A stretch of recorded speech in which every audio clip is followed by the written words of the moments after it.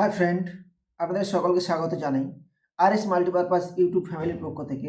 আশা করছি নতুন বছরে আপনারা সকলেই ভালো আছেন। অনেক দিন হলো আমার কোনো ভিডিও আপলোড করা হয়নি, তাই প্রথমেই ক্ষমা চেয়ে নিচ্ছি আপনাদের সকলের কাছে। আপনারা অনেকেই উৎসাহ দিয়েছেন আমাকে, অনেক সাপোর্ট করেছেন। আশা করছি বিগত দিনের মতো আগামী দিনেও আপনারা আমাকে অনেক উৎসাহ দেবেন। তাই হাজির হলাম নতুন আরেকটি প্রতিবেদন নিয়ে। প্রতিবেদনে আলোচনা করব পটল চাষের বিষয়ে। পটল চাষ এবং পটলের সঙ্গী চাষ কী কী করা যাবে সেই সমস্ত বিষয়ে আলোচনা করব। তাহলে চলুন দেখে নেওয়া যাক ভিডিওতে।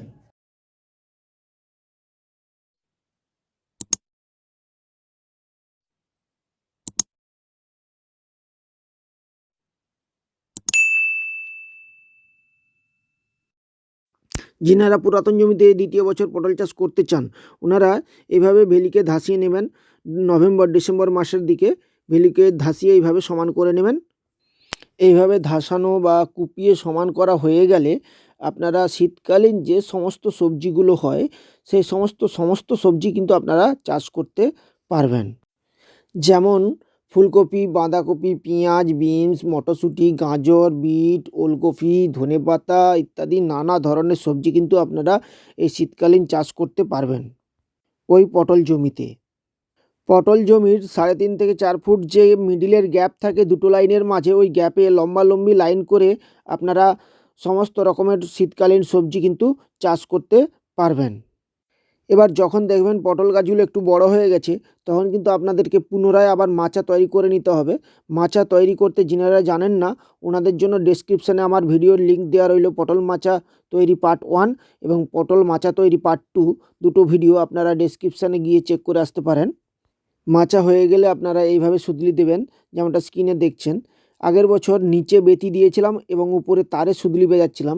এবছর কিন্তু মিডিলেও একটা বেতি দিয়েছি, কারণ বৈশাখ জ্যৈষ্ঠ মাসে যখন প্রচুর ঝড় বৃষ্টি হয় তখন কিন্তু গাছগুলো সব এক জায়গায় জোটো হয়ে যায় এবং সুতলিগুলোও জোটো হয়ে যায়, ঠিকঠাকভাবে থাকে না। সেই জন্য এবছর আমি কিন্তু মিডিলেও বেতি দিয়েছি, যাতে করে সুতলিটা কোনোভাবেই সরে না যায় বা গাছগুলো জোটো না হয়ে যায়, মেলাভাবেই থাকে। তো এইভাবে আপনারা সুতলি দিয়ে দেবেন, দিয়ে গাছ ধরিয়ে দেবেন, কোনো অসুবিধাই হবে না। আমি শুধু মুখেই বলছি তা কিন্তু নয়। দেখুন আমার পটল জমিতে বিনস লাগানো হয়েছে, এই দেখতেই পাচ্ছেন বিনস সুন্দর হয়েছে। মটরশুঁটি লাগিয়েছি, মটরশুঁটিও কিন্তু সুন্দর হয়েছে। এই যে দেখুন বিনস কত সুন্দর হয়ে আছে প্রত্যেকটা গাছে।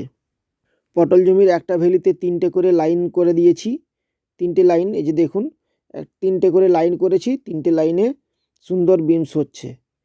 পটলের যে একটা লাইন থেকে আরেকটা লাইনের দূরত্ব 3.5 থেকে 4 ফুট, তার মধ্যে 3টে বিনসের লাইন করেছি। দেখুন কত সুন্দর বিনস হয়ে আছে। শুধু বিনস নয়, মটরশুঁটিও কিন্তু আমি চাষ করেছি।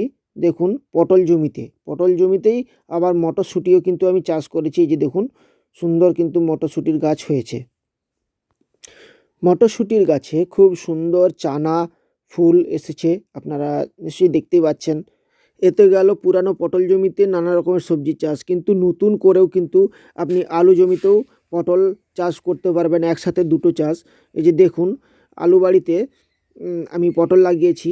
পটলের যেমন ভেলির মাপ হয়, একটা ভেলি থেকে বা একটা লাইন থেকে আরেকটা লাইনের দূরত্ব 3.5 থেকে 4 ফুট হিসাবে আমি আগে পটলের লাইন করেছি, তারপর আলুর লাইন করে আলু লাগিয়েছি। দেখুন পেটাগুলো ছোট ছোট হয়ে গেছে।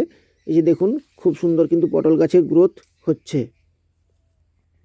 এমনকি যেই লাইনগুলোতে পটল লাগিয়েছি সেই লাইনগুলোতে কিন্তু আমি আলু লাগাইনি, সেগুলো ফাঁক রেখেছি যাতে পটল গাছের গ্রোথ হতে পারে বা পটল গাছে রোদ আলো বাতাস লাগতে পারে। সেই জন্য এইভাবে আপনারাও সুন্দর চাষ করতে পারবেন, কোনো অসুবিধা নেই। এইভাবে করবেন আশা করছি। আমার ভিডিও যদি ভালো লাগে আপনারা অবশ্যই লাইক কমেন্ট শেয়ার করবেন বেশি বেশি করে, এবং অবশ্যই সাবস্ক্রাইব করবেন। আজকে বিদায় নিচ্ছি, আবার হাজির হব নতুন কোনো ভিডিও নিয়ে। আপনারা সকলে ভালো থাকুন, সুস্থ থাকুন এবং সকলকে ভালো রাখুন। এতক্ষণ অবধি আমার এই ভিডিওটি দেখার জন্য আপনাকে অশেষ ধন্যবাদ।